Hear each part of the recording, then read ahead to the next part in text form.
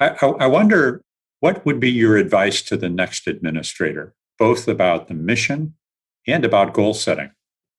One of the things that I think was really important that we did early on is in CMS, as in every federal agency, you have the political appointees and then you have the career staff.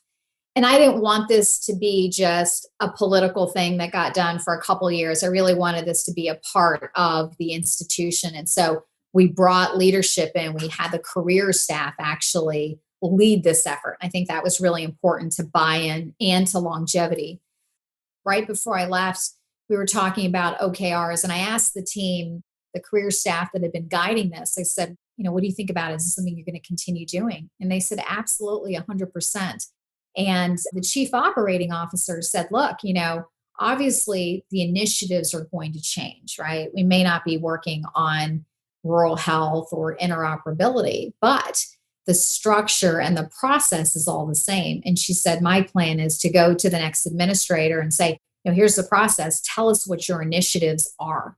And then you're just plugging in these initiatives. But underneath them, for every initiative, you're going to define what the objective is, what's the key result.